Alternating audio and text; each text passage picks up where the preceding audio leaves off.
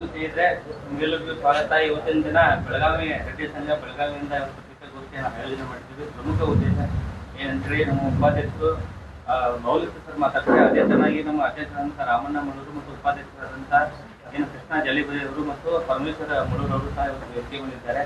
ಯಾಕಂತಂದ್ರೆ ಇಲ್ಲಿವರೆಗೂ ನಮ್ಮ ಸಮಾಜಕ್ಕೆ ಆದಂಥ ಅನ್ಯಾಯ ಮತ್ತು ಸಚಿವ ಸಂಪುಟದಲ್ಲಿ ಈ ರೆಡ್ಡಿ ಜನನಕ್ಕೂ ಮತ್ತು ರೆಡ್ಡಿ ಶಾಸಕರು ಮತ್ತು ಮಾಜಿ ಸಚಿವರಿಗೆ ಏನೋ ಒಂದು ಕೊರತೆ ಆಗ್ತಾ ಇದೆ.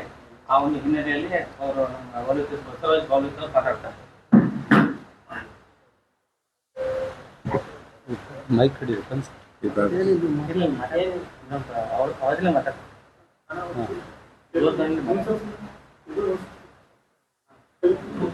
ಮುಂದೆ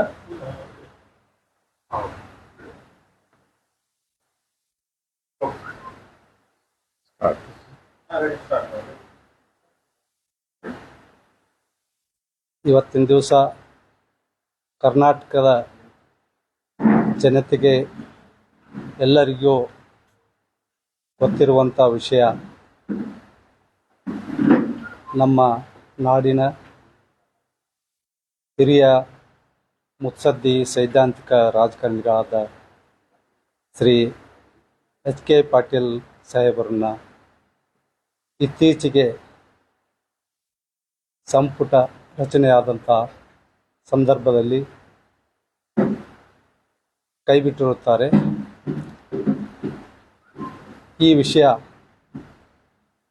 ನಮ್ಮ ಕರ್ನಾಟಕ ರಾಜ್ಯದ ಜನತೆಗೆ ಎಲ್ಲರಿಗೂ ನಿರಾಶೆದಾಯಕ ನೋವಿನ ಸಂಗತಿಯಾಗಿದೆ. ವಿಶೇಷವಾಗಿ ನಮ್ಮ ರೆಡ್ಡಿ ಸಮಾಜದಲ್ಲಿ ಅತಿ ನೋವಿನಿಂದ ಹೇಳಬಯಸ್ತಾ ಇದ್ದೀನಿ. ಭಾಳ ಆಕ್ರೋಶದ ಭಾವನೆ, ನೋವಿನ ಭಾವನೆ ಉಂಟಾಗಿದೆ. ಮೊನ್ನೆ ಎಚ್.ಕೆ. ಪಾಟೀಲ್ ಸಾಹೇಬರು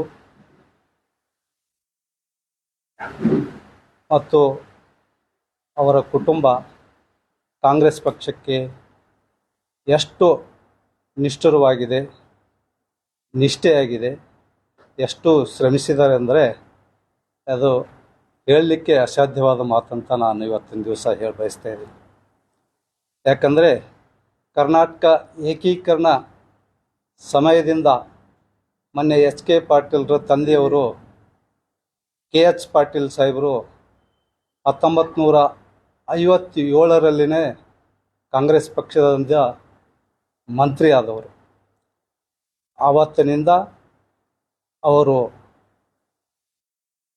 ಅವರ 1997ರವರೆಗೂ ವಿವಿಧ ಖಾತೆಗಳಲ್ಲಿ, ವಿವಿಧ ಮಂತ್ರಿಮಂಡಲಗಳಲ್ಲಿ ಕಾರ್ಯನಿರ್ವಹಿಸಿ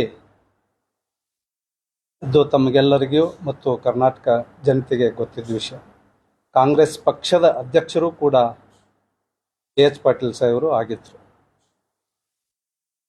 ಅದೇ ರೀತಿ ಎಚ್.ಕೆ. ಪಾಟೀಲ್ ಸಾಹೇಬರು ತಮ್ಮ ರಾಜಕೀಯ ಜೀವನವನ್ನು 1978ರಿಂದಲೇ ಪ್ರಾರಂಭಿಸಿ ಕರ್ನಾಟಕ ವಿಶ್ವವಿದ್ಯಾಲಯದ ಸೆನೆಟ್ ಸಿಂಡಿಕೇಟ್ ಸದಸ್ಯರಾಗಿ 10 ವರ್ಷ ಸೇವೆ ಸಲ್ಲಿಸಿ, ಆನಂತರ ಕರ್ನಾಟಕ ಪರಿಷತ್ತಿನ ಸದಸ್ಯರಾಗಿ, ಕರ್ನಾಟಕ ವಿಧಾನಸಭೆ ಸದಸ್ಯರಾಗಿ ವಿವಿಧ ಖಾತೆಯನ್ನು ನಿರ್ವಹಿಸಿದಂಥ ಅನುಭವಿ ಪ್ರಾಮಾಣಿಕ ರಾಜಕಾರಣಿಯಾಗಿ ಸೇವೆ ಸಲ್ಲಿಸಿದ್ದಾರೆ. ಕಾಂಗ್ರೆಸ್ ಪಕ್ಷದಲ್ಲಿಯೂ ಕೂಡ ಕಾಂಗ್ರೆಸ್ ವರ್ಕಿಂಗ್ ಕಮಿಟಿ ಸದಸ್ಯರಾಗಿ ಮಹಾರಾಷ್ಟ್ರ ರಾಜ್ಯದ ಕರ್ನಾಟಕದಿಂದ ಇನ್ಚಾರ್ಜ್ ಅಂದ್ರೆ ಪಕ್ಷದ ಪ್ರತಿನಿಧಿಯಾಗಿ, ಉಸ್ತುವಾರಿಯಾಗಿ ಕಾರ್ಯನಿರ್ವಹಿಸಿದ್ದು ಕಾಂಗ್ರೆಸ್ ಪಕ್ಷದಲ್ಲಿ ಅಲ್ಲ, ಇಡೀ ದೇಶಕ್ಕೆ ಗೊತ್ತಿದ್ದ ವಿಷಯ. ಇಷ್ಟೆಲ್ಲ ಅವರು ತಮ್ಮ ಶ್ರಮವನ್ನೇ, ತಮ್ಮ ಕುಟುಂಬದ ಶ್ರಮವನ್ನೇ ಪಕ್ಷಕ್ಕಾಗಿ ಶ್ರಮಿಸಿದವರು, ಸವಿಸಿದವರು. ಅವರು ಈಗಿನ ರಾಜಕಾರಣದಲ್ಲಿ ಸುಮಾರು 50 ವರ್ಷ 60 ವರ್ಷ ಅವ್ರ ಕುಟುಂಬ ಸೇವೆ ಸಲ್ಲಿಸಿದಿಲ್ಲ. ಅದೇ ರೀತಿ ಬೇರೆ ಸಾಕಷ್ಟು ರಾಜಕಾರಣಿಗಳು ದೇಶದಲ್ಲಿ, ಕರ್ನಾಟಕದಲ್ಲಿ ಸೇವೆ ಸಲ್ಲಿಸಿದವರು ಇದ್ದಾರೆ.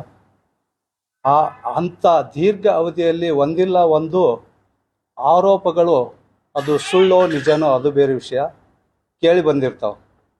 ಆದರೆ KH ಪಾಟೀಲ್ರ ವಿರುದ್ಧವಾಗಲಿ, HK ಪಾಟೀಲ್ರ ಸಾಹೇಬರ ವಿರುದ್ಧವಾಗಲಿ ಒಂದು ಕಪ್ಪು ಚುಕ್ಕೆ ಅದು ಆಗಲಿಕ್ಕೆ ಸಾಧ್ಯ ಇಲ್ಲ.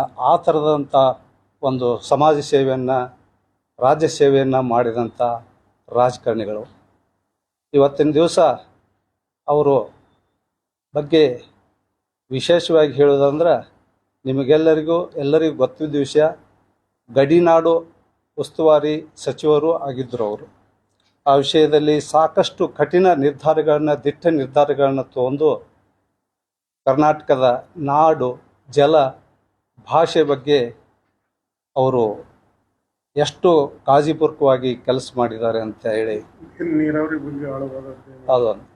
ಅದು ಅಲ್ಲದೆ ನೀರಾವರಿ ಮಂತ್ರಿಯಾಗಿದ್ದರು, ಸಾಕಷ್ಟು ನೀರಾವರಿ ಕೆಲಸ ಮಾಡಿದ್ದಾರೆ ಕರ್ನಾಟಕ ತುಂಬೆಲ್ಲ.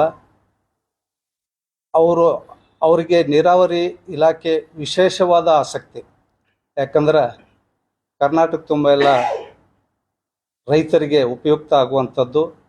ರೈತರಿಗೆ ನೀರಾವರಿ ಆದರೆ ಕರ್ನಾಟಕದ ಕುಟುಂಬಗಳೆಲ್ಲ ಉತ್ತಮ ಮಟ್ಟದಲ್ಲಿ ಜೀವನ ಸಾಗಿಸ್ತಾರೆ, ಉತ್ಪನ್ನ ಬರ್ತದೆ ಅಂಥೇಳಿ ವಿಶೇಷ ಕಾಳಜಿ ವಹಿಸಿ ಅದಕ್ಕಾಗಿ ಅವರು ಇಲಾಖೆ ಆಸಕ್ತಿ ಹೊಂದಿದ್ರು. ಈಗ ಯಾರಿಗೆ ಕೇಳಲಾರ್ದೇ ಅವರಿಗೆ ಅವರ ಒಂದು ಅನುಭವದ ಮೇಲೆ, ಅವ್ರದ್ದು ಅಪಾರವಾದ ಆಡಳಿತದ ಪಾಂಡಿತ್ಯವನ್ನು ಪರಿಗಣಿಸಿ ಒಂದು ಉತ್ತಮ ಇಲಾಖೆಯ ಮಂತ್ರಿಯಾಗಿ ಅವರಿಗೆ ನೇಮಿಸಬೇಕಾಗಿತ್ತು. ಈ ಸಂಪುಟದಲ್ಲಿ ಅದು ವಂಚಿತ ಮಾಡಿದ್ದಾರೆ. ಇದಕ್ಕೆ ನಮ್ಮೆಲ್ಲರಿಗೂ ಬಹಳ ವೇದನೆ ಆಗಿದೆ. ಆ ವೇದನೆಯನ್ನು ನಾವು ನಿಮ್ಮ ಮುಖಾಂತರ ಮತ್ತು ಹೋರಾಟದ ಮುಖಾಂತರ ನಾವಿವತ್ತು ಕರ್ನಾಟಕದ ಮುಖ್ಯಮಂತ್ರಿಗಳಿಗೆ ಮತ್ತು ಕಾಂಗ್ರೆಸ್ ಪಕ್ಷದ ಹೈಕಮಾಂಡ್ಗೆ ವಿನಂತಿನೂ ಮಾಡಿಸ್ಕೊತೀವಿ, ಹೋರಾಟನೂ ಮಾಡ್ತೀವಿ. ಇವತ್ತಿನ ದಿವಸ ಅವರು ಬರೀ ನೀರಾವರಿ ಅಲ್ಲ, ಕಾನೂನು ಮತ್ತು ನ್ಯಾಯ ಇಲಾಖೆಯಲ್ಲಿ ಮತ್ತು ಅಗ್ರಿಕಲ್ಚರ್ ಇಲಾಖೆ ಮಂತ್ರಿ ಇದ್ದರು, ಗ್ರಾಮೀಣ ಅಭಿವೃದ್ಧಿ ಮಂತ್ರಿ ಇದ್ದರು. ಅವಾಗ ಕೂಡ ಪ್ರತಿಯೊಂದು ಹಳ್ಳಿಗೆ ಕುಡಿಯುವ ನೀರಿನ ಸಮಸ್ಯೆ, ಉತ್ಕೃಷ್ಟವಾದ ನೀರನ್ನು ಜನರಿಗೆ ತಲುಪಲಿ ಅಂತ ಹೇಳಿ ಪ್ರತಿ ಹಳ್ಳಿಯೂ ಕೂಡ ಶುದ್ಧವಾದ ನೀರಿನ ಘಟಕವನ್ನು ಮಾಡಿ ಜನರಿಗೆ ಒಳ್ಳೆಯ ನೀರು ಸಿಗುವಂಥ ಮಾಡಿದ್ದು ವಿಶೇಷ ಪ್ರಯತ್ನ, ಮರೆಯಲಾರದಂಥ ವಿಷಯ. ಅದಕ್ಕೆ ಅದೇ ರೀತಿ ರಾಮಲಿಂಗಾರೆಡ್ಡಿ ಸಾಹೇಬರಿಗೂ ಇವತ್ತು ರಾಜೀನಾಮೆ ಕೊಟ್ಟಿದ್ದಾರೆ. ಅವರು ಕೂಡ ಹಿರಿಯರು, ರಾಜಕೀಯದಲ್ಲಿ ಅನುಭವಿಗಳು, ಪ್ರಾಮಾಣಿಕರು.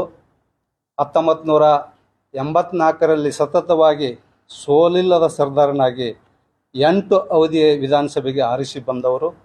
ಅವ್ರಿಗೂ ಕೂಡ ರಾಜಕೀಯ ಜೀವನದಲ್ಲಿ ಒಂದು ಕಪ್ಪು ಚುಕ್ಕೆ ಇರಲಾರ್ದೆ, ಸ್ವಲ್ಪ ಆರೋಪ ಇರಲಾರ್ದಂಥ ಸೇವೆಯನ್ನು, ಸಮಾಜ ಸೇವೆಯನ್ನು ಮಾಡಿದಂಥದ್ದು. ಯಾವುದೇ ಖಾತೆ ಮಂತ್ರಿ ಕೂಡ ಅಚ್ಚುಕಟ್ಟಾಗಿ ನಿರ್ವಹಿಸಿ ಜನಪ್ರಿಯತೆಯನ್ನು ಗಳಿಸಿಕೊಂಡಂಥವರು. ಅವರಿಗೂ ಕೂಡ ಅವರ ಹಿರಿತನಕ್ಕೆ ಅನುಗುಣವಾಗಿ ಇವತ್ತು ಮಂತ್ರಿಮಂಡಲದಲ್ಲಿ ಖಾತೆ ಹಂಚಿಕೆಯಾಗಿಲ್ಲ. ರಾಜೀನಾಮೆ ಕೊಟ್ಟ ವಿಷಯ ಎಲ್ಲರಿಗೂ ಕರ್ನಾಟಕ ರಾಜ್ಯದಲ್ಲಿ ಗೊತ್ತಿರೋದು. ಅದಕ್ಕೆ ಅವರಿಗೆ ಅವರ ಹಿರಿತನಕ್ಕೆ ಮತ್ತು ಅವರ ಪ್ರಾಮಾಣಿಕತೆಗೆ ಸೂಕ್ತವಾದ ಒಂದು ಖಾತೆಯನ್ನು ಕೊಡಬೇಕು ಅಂತ ಈ ಮೂಲಕ ನಾವು ಆಗ್ರಹಿಸ್ತಾ ಇದ್ದೀವಿ. ಈಗ ಬರುವ ಮಂತ್ರಿಮಂಡಲ ವಿಸ್ತರಣೆಯಲ್ಲಿ ಇವು ಕೆಲಸ ಆಗಲೇಬೇಕು ಅಂಥೇಳಿ ನಾವು ಕೇಳ್ಕೊಳ್ತಾ ಇದ್ದೀವಿ. ಆಗದೇ ಇದ್ದರೆ ನಾವು ವಿವಿಧ ಹಂತಗಳಲ್ಲಿ ಹೋರಾಟವನ್ನು ಕೂಡ ಮಾಡಲಿಕ್ಕೆ ರೆಡಿ ಇದ್ದೀವಿ. ನಮ್ಮ ಸಮಾಜದ, ರೆಡ್ಡಿ ಸಮಾಜದ ಕರ್ನಾಟಕ ತುಂಬ 80 ಲಕ್ಷ ನಾವು ಜನರ ಇದ್ದೀವಿ.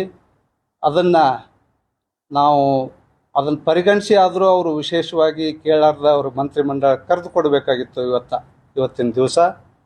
ಯಾವುದೋ ರಾಜಕೀಯ ಒಂದು ವಿಷಯಕ್ಕೋಸ್ಕರ ಒಂದು ಸ್ವಲ್ಪ ವೇಳೆ ಹಿನ್ನಡೆ ಆಗಿದೆ.